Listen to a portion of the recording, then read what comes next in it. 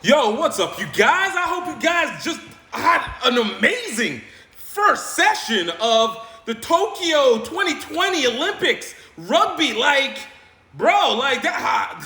What a way to be able to kick off how to start off a rugby event.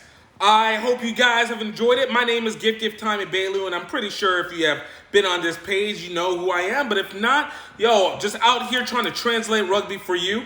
Want to be able to do a little bit of coverage after each one of these sessions. I think the morning sessions I probably will wait until a proper morning time. But I want to talk a little bit about what's been going on. If you guys didn't catch the games, you missed out on a great opener. We had wins by Fiji, Great Britain, New Zealand, Argentina, South Africa, and of course the US of A. So, just so you guys can be able to get caught up, I want to give you guys the heads up on what's going on. We're going to start off right off the bat with Fiji versus Japan. Can we talk about the fact that, look, we cannot underestimate anybody in this tournament so far. Cannot underestimate one single person. Japan kicked off this first game with a 19-5 lead on Fiji. And leave it alone for Fiji to be like, oh, you want to mess with us? You want to play games with us? And turn it up 2 scores within a minute and breaking it so that they can take the win 24-19. Now, we know this with Fiji. Fiji is always a team that's, they play when they want to play. They know they are so good that they can literally turn it on at any point in time. And that's what we got in this situation. Fiji said, you know what? It's the last 2-3 minutes of the game. Let's take this up. But don't take anything away from Japan. Japan came to play. Like, they are not here to be messed with at all. All right, now the second game, not as dynamic. Great Britain versus Canada. Now let's talk about the positives over here. Canada was pretty decent, actually, to start off this game. I don't know if you guys saw it. Let me know if you guys had a chance to see it. But Canada legitimately had a solid defense set up. They were swarming all over Great Britain. They really were preventing Dan Norton, the fastest guy, the highest try scorer in the world of all time, holding him down, holding him out from being able to do anything. And then, of course, when it came to it at the last second, conditioning kicked in. And I'm going to put it on to quarantining in Canada and the limitations that have been had over there. I know England and Great Britain have had their own thing, but clearly it featured itself much differently. Because when Dan Norton scored at the end of the first half, it was just basically opening up the dams from that point. You're basically just opening up the dams. And then, from then, of course, what happens at the beginning of the second half? Dan Norton scores again.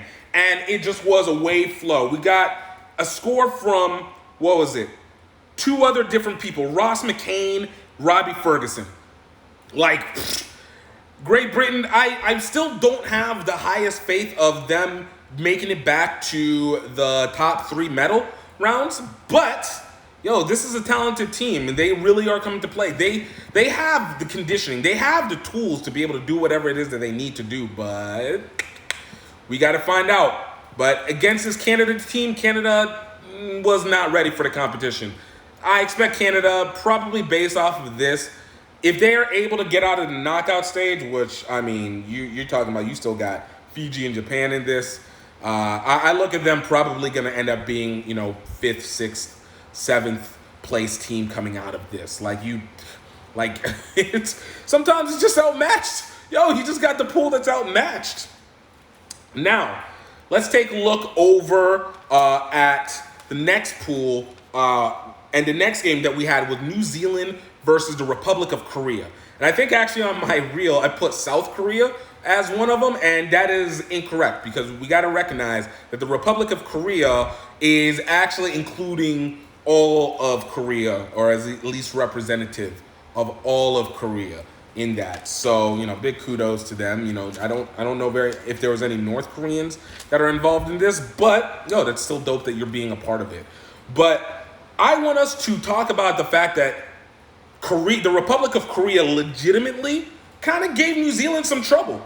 Like, don't get it wrong, like, they scored. New Zealand scored first, but Korea came back with it. Who's it? Jong Win Sin bringing out the score on a breakaway, like straight up speedstering out them.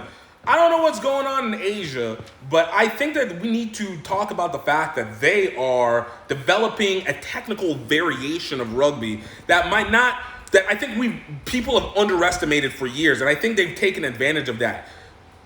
Korea, Japan, fast, very twitchy, and really technical. Not the strongest teams, so you don't see them working very hard in the scrums, but they're twitchy, and we saw it again, almost back to back. Korea almost came with it again at the beginning of the second half, and talking about getting almost a 80-meter breakaway. What was it? Not 80 meters. I'm tripping. I'm exaggerating. It was like 50 meters. It was like a 50-meter breakaway. Just didn't get enough, and it was a nice game side, like a try-saving tackle by New Zealand. And then I feel like that's when New Zealand got the Jordan moment. And they were just like, and I took it personally because they opened up the score all over on Korea. Final score for that game ended up being 50-5. And mind you, I forgot to say what the final score for Great Britain, Canada. Great Britain, Canada was 24-0. So, look, New Zealand is being New Zealand. Again, I think it's very similar to Fiji. Slow start, kind of get their legs, feel the teams out, but also underestimation. And we can't underestimate teams. Like particularly on the men's side, it's anybody's game. It's anybody's game at this point. But big shout out to Warbuck getting 2 tries out of that. William Warbrick getting 2 tries out of this one for New Zealand.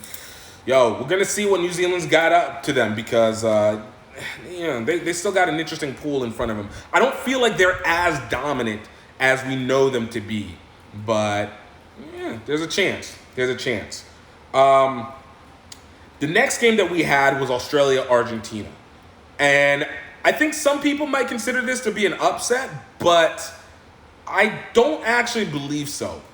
I don't consider Australia to be a rugby union powerhouse anymore. I think historically, absolutely have been the powerhouse, creme de la creme, and they've been running off that name. But for the last, I want to say 5 to 7 years, they've been slowly trending down. Yeah, they've gotten some wins here, some key wins during the rugby championships in 15s, but I think overall, Australia has really become a rugby league team because they just did not turn it on at this first half, or at least from the men's side again. From the men's side, Australia did not turn this on by any means. How do you let yourself get waxed 24-0 right off the bat? Argentina played no games.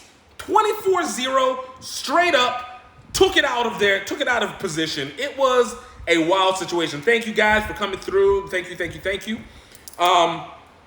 But give a shout out to Argentina because we knew that they were already developing as a 15 side. And I don't think anybody really considered them as a 7 side. I know they've been there. Obviously, what they did was Super Rugby. Obviously, they're positioning the Rugby Championships. They've been sending people over to the Super League. So they've always had talent maneuvering through. But I still don't think we ever truly bought them as a 7s team. And I think we got to actually end that conception now. But that being said, Australia wanted to try and wake up. Unfortunately, they wanted to wake up too late. And big shout out Samu Karevi, kind of setting up the next spark and just showing why his transition from Fiji rugby to Australia and then going from 15s to 7s mattered the most for Australia. And he's going to be a dangerous key. He didn't even play the first half. They brought him in the second. So he's going to be a dangerous key over the course of this next pool play. But Argentina is a dangerous one. I think a lot of people had the expectation that it was going to end up being something to the extent of like Australia and New Zealand to come out of this. But I I think Argentina is probably going to come out of the pool play on this one. And I think that's going to be a big step for them within the 7th sphere. So final score for that one was 29-19. Argentina getting a beautiful last score off the bounce, taking it for 50 meters down the lane, just straight speed action. Yo, just going through. Look, you can't deny, you can't hate on just great action going through here. All right, so next one up, South Africa, Ireland. Now this was another one where I felt that, for me, I thought South Africa was going to be the ultimate dominant team. I mean, while they're not the defending gold medalists, obviously, last Olympics it was Fiji, Great Britain, and then South Africa. But I did feel like this year they've been building up, and I think they came out a little bit rusty on it. But I mean, their rusty is still everybody's like high spot. Scored twice right off the bat, 14-0, taking it down. Let's give a big shout out to Savin Davids, who's like the ultimate scrum half, just setting everybody up. Kicks, runs. I felt like he actually held himself back from taking some of the runs down the middle against Ireland. But, look, even though Ireland came in through the repêché, like, they are definitely a dark horse team in this. Terry Kennedy for Ireland basically set the tone for the entire team. Like, he set that tone so fast, breaking it up the middle. Even for him, he got two scores off of that. He had one score. But he was a prominent component all game. We need to watch out for Terry Kennedy, especially the U.S. And we obviously saw this game against Kenya, which was great. But Ireland definitely plays a strong game, and they definitely work to take things out to the outside. We didn't get to see a lot of Justin Conroy because South Africa is just literally blitz defense. Nobody gets anywhere. And they got the pace to be able to maintain it. Like, quarantine didn't stop them for anything. But we need to be careful of not taking this loss against South Africa, who's most likely going to come out number one in this pool, because South Africa ended up winning this 33-14. But they were up at halftime, 14-7? And then decide to just kind of run away with it. But, this is probably the hardest that Ireland is going to face, and everybody's just about equal. I think Ireland, USA, and Kenya on this one. So we need to be careful if we really want to be able to get out of this in the top two, because I don't think we want to fight for the 3rd place, because I have a feeling that Australia is going to play around with that, and I also have a feeling that we're going to see a little bit more out of Japan, contrary to what popular belief will be. So I'd rather us not have to work to try and get into 3rd place, if anything's possible. And then the last game of this first session, the creme de la creme, because why? It's because it's the U.S. What do we got to say? It is what it is. But USA versus Kenya, this one was important on a lot of factors. One, we needed to see what our injury factors were. I think the one thing about the U.S. that we've had right now is that we're just riddled with injuries. Number two, we need to see us against a top competition. Kenya, again, a constant dark horse team. They are literally always the biggest and fastest team, but there's always an organizational issue. They are completely worthy of being considered like the first level boss in any competition. Never underestimated, ever. And the U.S. came to play. I love how Danny Barrett set the tone for everything by crashing through and splitting his eye. All right? That was just a tough play that comes off. Speaking of coming out tough, when did Madison Hughes get like grown man features? Like, the dude's got strong, thick neck now. Like, I remember him like 4 years ago, like boyish features. This dude is a grown ass man and played like it. But the whole team did. Like, we came out strong. Of course, 12-7 coming out.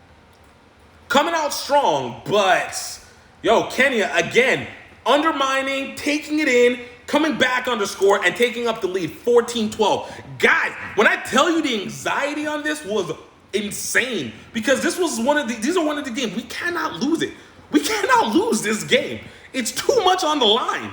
And to be able to see us be able to come back off of what could have been like a very dangerous win. Also, big shout out to Matai Lateo for basically saving the rest of this game, preventing the score at the last second and holding up that ball, knocking that ball down for the strip and preventing the score for Kenya, or else we would have not been in a position to be able to take this.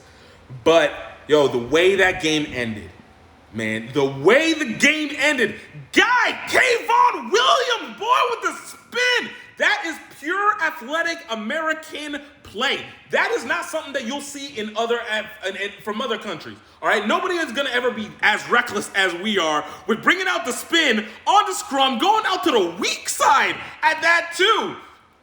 Bruh. And then that pass off the offload to Madison Hughes, that was grown man rugby right there. That's what we want to be able to see. That's what you want to be able to get out of the USA. Trying to be able to show it, continuing to be tough, showing the athleticism, and just breaking it away. Like, this was a full team effort. This was match play, but at the same time, yo, we got to work on our tackling. Our tackling down the middle was so suspect. All right? Yo, and also, let's give a little credit to Carlinal. We've been always talking about he can't tackle. Yo, he made some big hits. He made some big hits that mattered. But, yo, we got to work on our tackling down the middle. One of those scores by Collins and Jera, like, that was just missed tackles all the way through. So hopefully for this second session that's going to start at 2 a.m., guys, 2 to 4 a.m. If you're Central Time, I guess 3 to 5 a.m. East Coast, whatever. But this second session, we got to amp it up. So I hope you guys enjoy. I'm going to be back again for relatively about 8 a.m. Central, 9 a.m. Eastern Time. Come up with second session. We're going to do this all week, man, men and women. I hope you guys are excited. I hope you guys are enjoying it. See, NBC, yo, they're doing a good job. Yo, I'm going to check you guys out next time, all right? I hope you guys have a good one. Cheers.